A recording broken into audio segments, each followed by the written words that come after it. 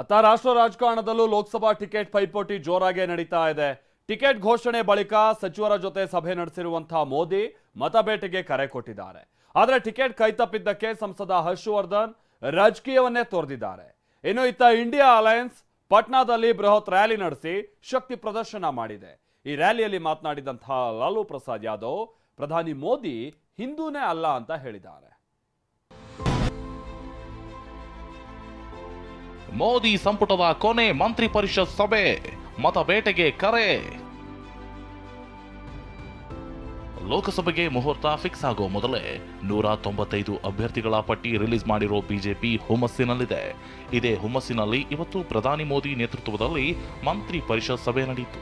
ಸಭೆಯಲ್ಲಿ ಲೋಕಸಭೆ ಚುನಾವಣೆ ಗೆಲ್ಲಲು ಸರ್ಕಾರದ ಜನಪರ ಯೋಜನೆಗಳೇ ಶ್ರೀರಕ್ಷೆ ಅನ್ನೋ ಅಭಿಪ್ರಾಯ ವ್ಯಕ್ತವಾಯಿತು. ಇನ್ನು ಬಿಜೆಪಿ ಘೋಷಣೆ ಮಾಡಿದ ಮೊದಲ ಪಟ್ಟಿಯಲ್ಲಿ 34 ಸಚಿವರಿಗೆ ಮತ್ತೊಮ್ಮೆ ಸ್ಪರ್ಧಿಸಲು ಅವಕಾಶ ಸಿಕ್ಕಿದ್ದು, ಸಚಿವರಿಗೆ ಮೋದಿ ಅಭಿನಂದನೆ ಸಲ್ಲಿಸಿದ್ದಾರೆ.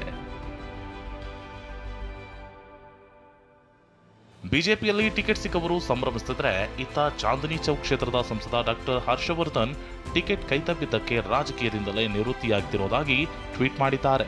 ಕೃಷ್ಣನಗರದಲ್ಲಿರುವ ನನ್ನ ಕ್ಲಿನಿಕ್ ಕೂಡ ನನ್ನ ವಾಪಸಾತಿಗಾಗಿ ಕಾಯುತ್ತಿದೆ ಎಂದು ಟ್ವೀಟ್ ಮಾಡಿದ್ದಾರೆ. ಇನ್ನು ಮೊದಲ ಪಟ್ಟಿಯಲ್ಲಿ ಭೋಜ್ಪುರಿ ನಟ ಪವನ್ ಸಿಂಗ್ಗೆ ಟಿಕೆಟ್ ಸಿಕ್ಕಿದ್ರೂ ಸ್ಪರ್ಧಿಸಲು ನಿರಾಕರಿಸಿದ್ದಾರೆ. ಹೀಗಾಗಿ ಟಿಕೆಟ್ ಘೋಷಣೆ ಬಳಿಕ ಬಿಜೆಪಿಯಲ್ಲಿ ಒಳಗೊಳಗೆ ಅಸಮಾಧಾನ ಕುದಿಯುತ್ತಿದೆಯಾ ಅನ್ನೋ ಚರ್ಚೆ ಶುರುವಾಗಿದೆ. ಮೋದಿ ನಿತೀಶ್ ವಿರುದ್ಧ ಲಾಲು ರಾಹುಲ್ ಯಾತ್ರೆ, 10 ಲಕ್ಷ ಜನ ಸೇರಿಸಿ ಬಿಹಾರದಲ್ಲಿ ಜನವಿಶ್ವಾಸ್ ಯಾತ್ರೆ. ಇತ್ತೀಚೆಗೆ ಇಂಡಿಯಾ ಮೈತ್ರಿಕೂಟಕ್ಕೆ ಕೈಕೊಟ್ಟು ಬಿಜೆಪಿ ತೆಕ್ಕೆಗೆ ಸೇರಿರುವ ನಿತೀಶ್ ಕುಮಾರ್ ವಿರುದ್ಧ ಬಿಹಾರದ ಪಾಟ್ನಾದಲ್ಲಿ ಇಂಡಿಯಾ ಮೈತ್ರಿಕೂಟ ಮಹಾ ರ್ಯಾಲಿ ನಡೆಸಿದೆ. ಬಹುದಿನಗಳ ಬಳಿಕ ಆರ್ಜೆಡಿ ನಾಯಕರು ಲಾಲೂ ಪ್ರಸಾದ್ ಯಾದವ್ ರ್ಯಾಲಿಯಲ್ಲಿ ಕಾಣಿಸಿಕೊಂಡರು. ಪಾಟ್ನಾದ ಐತಿಹಾಸಿಕ ಗಾಂಧಿ ಮೈದಾನದಲ್ಲಿ ಜನವಿಶ್ವಾಸ್ ಮಹಾ ರ್ಯಾಲಿ ಆಯೋಜಿಸಲಾಗಿತ್ತು.